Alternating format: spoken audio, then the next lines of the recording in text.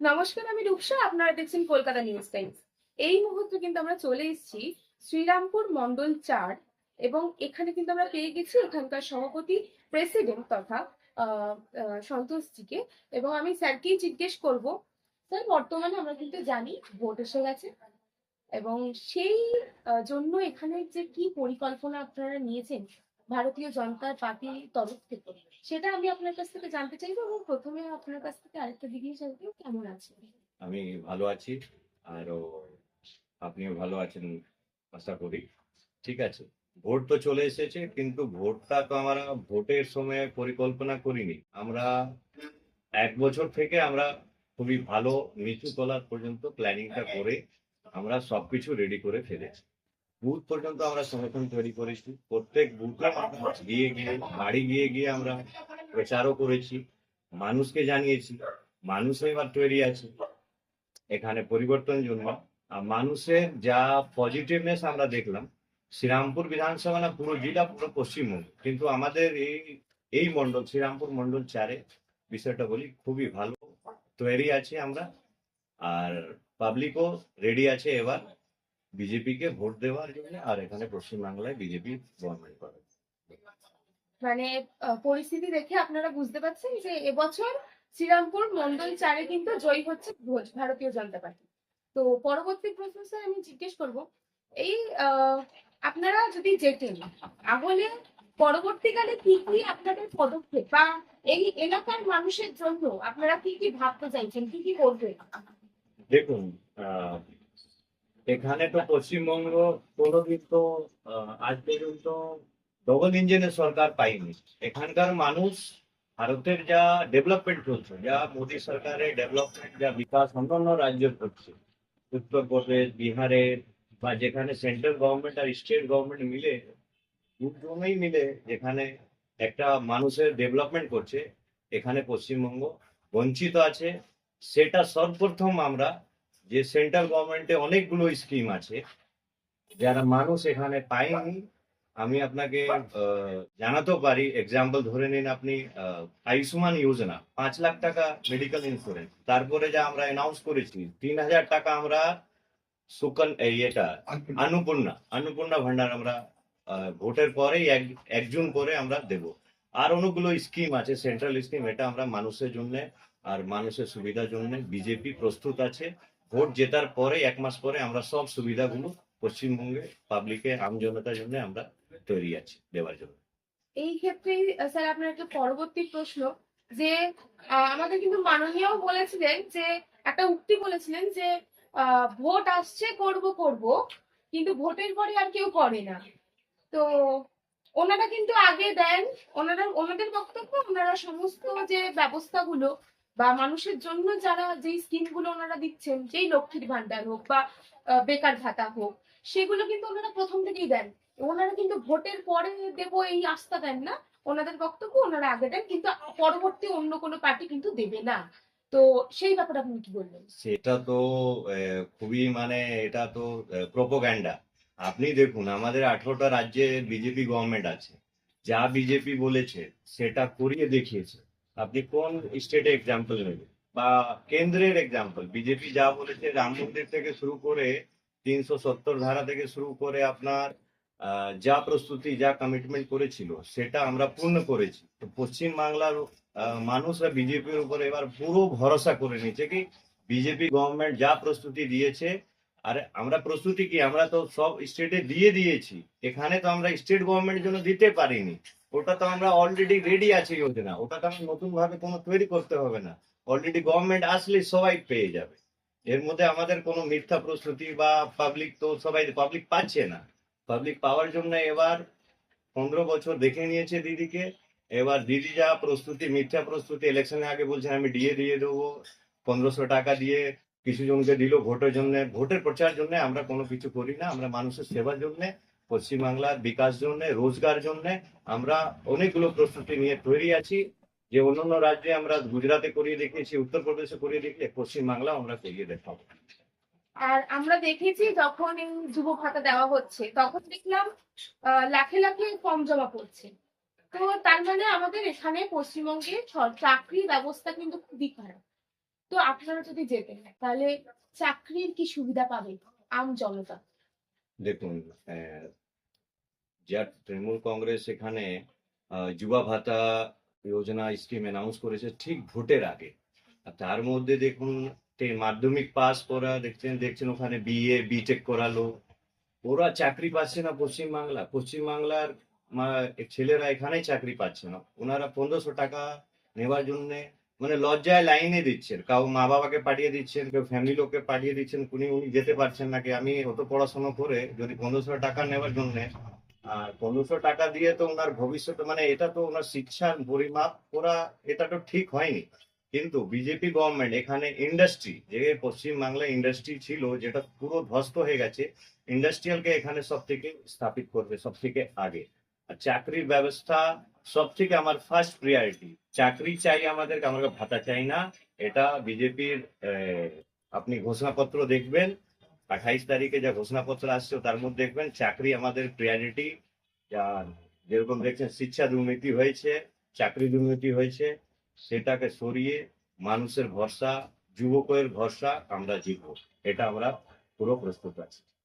একদম স্যার, এবং আমরা জানি যে প্রস্তুতি পর্ব কিন্তু এখন সবার আগে, এবং আপনাদের এখানে মানে মানুষজনের বক্তব্য কি, তাদের কি কি সমস্যা হচ্ছে আপনারা কি জানতে চেয়েছেন যে তাদের কোন বিষয়ে কি সমস্যা হচ্ছে, জলের সমস্যা, রাস্তার সমস্যা, এবং সেগুলো যদি হয়ে থাকে তাহলে আপনারা কিভাবে সেটা সমাধান করবেন, আপনারা কি ভেবেছেন? দেখুন, আমাদের লোকাল ইস্যু আছে, নিশ্চয়ই সবাই লোকাল আমার বিধানসভার লোকাল ইস্যু আছে। এখানে রিক্সা আপনি দেখবেন 10 নম্বর ম্যাট্রিক পড়া ঠিক থানার পেছনে পুরো ডাম্পিং গার্বেজ সেন্টার করে দিয়েছে। আর যেখানে রাত্রি আগুন দিয়ে জ্বালিয়ে দেয়, এখানে পলিউশন পুরো ভর্তি হয়ে গেছে। আম জনমানুষ পুরো দেখছে, কোনো গভর্নমেন্ট, কোনো এখানে চেয়ারম্যান বা কোনো থানা, আমরা অনেকবার আন্দোলন করেছি, মিউনিসিপ্যালিটি ঘেরাও করেছি, কিন্তু এই যা পলিউশন বা স্বাস্থ্য পরিষেবা আছে এটা পুরো এখানে বসে গেছে। আমাদের রিসরাতে সেবা সদন মাতৃসদন দুটো হসপিটাল ছিল 20 বছর আগে, সেটা বন্ধ হয়ে গেছে। একটা খুলেছে, ওটাও প্রাইভেট, যেখানে ডাক্তার নেই, স্বাস্থ্য সেবা নেই। ওটা আমরা আগে মানুষ চাইছে, আমরা ভালো স্বাস্থ্য সেবা পাই এখানে, এখানকার মানুষের চাহিদা।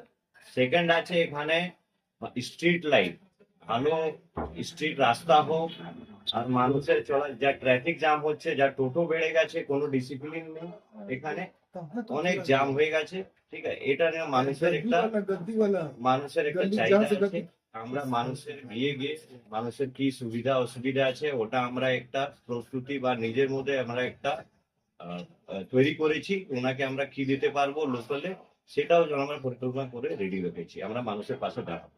এবং আমরা আপনাদের এই শ্রীরামপুর এখানে যে 4 নম্বর যে আপনার জায়গা, সে যুব সমাজ কতটা আগ্রহী ভারতীয় জনতা পার্টিকে নিয়ে? আপনি দেখবেন আমাদের মিছিলে বা আমাদের র্যালিতে বা এখানে রামনবমী র্যালি 29 তারিখে হবে, যুব সমাজের কি ভিড় আর কি চাহিদা আছে। পুরো যুব সমাজ বিজেপি প্রতি আস্থা রেখে, আর একটা লাস্ট আস্থা, অন্তিম আস্থা বিজেপি আছে এখানে। যুব সমাজ পুরো, ওর ছাড়া আর যুব সমাজের কোনো ভালো কেউ করতে পারবে না, ওনারা বুঝে পেয়েছে। আপনি দেখছেন মেসি যা ফুটবল খেলা হলো, ওখানে যুব সমাজের কিভাবে মানে ওদেরকে টাকা দিয়ে ওখানে দুর্নীতি হলো। কোন জায়গায়? শিক্ষাতে দুর্নীতি, চাকরিতে দুর্নীতি। তো যুব সমাজ কিন্তু থাকছে না, যুব সমাজ সরে গেছে, টিএমসি থেকে সরে বিজেপি কাছে দাঁড়িয়ে গেছে। যুব সমাজ যদি পাশে থেকে থাকে তাহলে বলবো মহিলা সমাজ, মহিলা সমাজের কিন্তু বক্তব্য, তারা কিন্তু পথে নেমেছিল গ্যাসের দাম যখন বেড়েছিল, তো সেই নিয়ে আপনি কি বলবেন? দেখুন, আমাদের পশ্চিমবঙ্গে শিক্ষা যা আছে, শিক্ষিত মানুষ আর মহিলা সচেতন সব থেকে আগে আছে ভারতবর্ষ। ওনারা জানেন কি যে বিশ্ব স্থিতি যা ওয়ার্ল্ডের এরকম যুদ্ধের স্থিতি চলছে, সেখানে মোদি গভর্নমেন্ট অন্তত আমাদের ভারতকে স্টেবল করে রেখেছে। মোদি গভর্নমেন্ট লেগে আছে সাধারণ মানুষের জন্য, গ্যাসের বা নিম্ন যা আমাদের দরকারি জিনিস আছে তার কোনো অসুবিধা না হোক, এরা পাবলিক বুঝছে। এরা মোদি গভর্নমেন্ট করেনি, এটা তো ওয়ার্ল্ডের যুদ্ধ যা লেগেছে সেটা বুঝতে পারছে, কিন্তু প্রপোগান্ডা এখানে বানানো হচ্ছে, কালোবাজারি। এখানে স্টেট গভর্নমেন্ট থামাতে পারছে না, মানুষকে হ্যারাস করা হচ্ছে, প্যানিক করা হচ্ছে কি গ্যাস পাবেন না আপনি, গভর্নমেন্ট আপনাকে আপনি খেতে পারবেন না, আপনি আপনার বাড়ির চুলো হবে না, এটা করে মানুষকে প্যানিক করে কি হ্যাঁ এটা মোদি গভর্নমেন্ট জন্য হয়েছে, কিন্তু পাবলিক এখানে মহিলা যা সচেতন আছে আপনি দেখবেন মোদি গভর্নমেন্টকে এখানে মানে পুরো ভারতবর্ষ মহিলা সব থেকে বেশি ভোট দিয়েছে পার্সেন্টেজ ভাই। আর দিদিকে এখানে সবাই বলে মহিলা ভোট দেয়, কিন্তু এবার যা যেরকম আরজিকর ঘটনা হলো, যেরকম ধর্ষণ হচ্ছে, যা মহিলা অত্যাচার হচ্ছে, সেটা থেকে মহিলা সরে গেছে। ওনারা ভাবছেন গ্যাস তো আজকে আছে কালকে ঠিক হয়ে যাবে, কিন্তু যে আমাদের মহিলা সুরক্ষা এটা কে দেবে? এটা দিদি দিতে পারছে না, এটা একমাত্র বিজেপি দিতে পারে। অটোওয়ালারাও কিন্তু একাধারে ক্ষিপ্ত, মানে তাদের বক্তব্য তারা ভাড়া বাড়াচ্ছে এবং সাধারণ মানুষের বক্তব্য ভাড়া বাড়াচ্ছে, কিন্তু অটোওয়ালাদের বক্তব্য যে গ্যাস আমরা পাচ্ছি না, সেক্ষেত্রে অটোর দাম বাড়াচ্ছি, ভাড়া বাড়াচ্ছি। সেটা নিয়ে আপনি কি বলবেন? দেখুন, অটোওয়ালা লাইনও আছে, অনেকগুলো লাইন আছে, এটা আমিও দেখেছি। ওনারাও কোনো উপায় নেই, ঠিক আছে, কিন্তু গভর্নমেন্ট যেভাবে বিশ্ব ওয়ার্ল্ডে যা কূটনীতি করে, আমাদের বিদেশ মন্ত্রণালয় যেভাবে আমাদের এখানে যা লাগছে, যেটা আর বেশি কোপ দিন নেই, আর 15-20 দিনের মধ্যে আমাদের কোনো কমি হবে না। একটু অসুবিধা হয়েছে, সেটার জন্য গভর্নমেন্ট পুরো প্রোঅ্যাক্টিভ ভাবে সবার লক্ষ্য রেখে এখানকার যা লোকাল বা লিডার আমাদের রাজ্য লিডার আছে বা আমরাও আছি, এটা মেসেজ এখানে আমরা পাঠাচ্ছি সাধারণ মানুষের কোনো যাতে বেশি দিনের জন্য অসুবিধা না হোক। কিন্তু আমি এটা গ্যারান্টি দিচ্ছি এটা পার্মানেন্ট প্রবলেম নেই, 10 দিন 15 দিন 1 মাসের জন্য আছে প্রবলেম। আপনারা আসুন, এই গভর্নমেন্টকে এখানে বিজেপি গভর্নমেন্টকে স্থাপিত করুন, আপনার সাথে আমরা থাকবো, সাধারণ মানুষের সুখ সুবিধার জন্য আমরা চিন্তা ভাবনা করে রেখেছি। এবং একদম শেষে আপনাকে স্যার একদম জিজ্ঞেস করে নেবো যে তাহলে সাধারণ জনগণকে পাশে দাঁড়ানোর জন্য এবং এই ভোটে 2026-এর ভোটে বিজেপি কে জেতানোর জন্য সাধারণ মানুষের জন্য আপনার কি বার্তা থাকবে? আমি সাধারণ মানুষকে বলবো এবার যে আপনি সবাইকে চান্স দিয়েছেন, কংগ্রেস থেকে শুরু করে সিপিএম তৃণমূলকেও 15 বছর দেখলেন, আমাদেরকে বেশি না 5 বছর দেখুন, একবার 5 বছর জন্য আমাদেরকে চান্স দিন। দেখুন বিজেপি পশ্চিমবাংলার জন্য কি করতে পারে। জাতি ধর্ম পার্টি, অন্য পার্টি যা পার্টি করছেন সব পার্টি ছেড়ে দিন, ঝান্ডা ছেড়ে দিন, বিজেপির সাথে চলে আসুন। একবার আমাদেরকে চান্স দেখুন, 5 বছর দেখুন আমরা পশ্চিমবাংলার জন্য কি করতে পারি। না হলে নেক্সট 5 বছর পরে আমি আপনার কাছে যাব, আপনি বলবেন না আপনারা করতে পারেননি। একবার আমাদেরকে চান্স দিন, এটাই আমি আগ্রহ করবো জনগণকে, একবার আমাদেরকে জিতিয়ে এখানে গভর্নমেন্ট করতে দিন। একদম স্যার, ধন্যবাদ।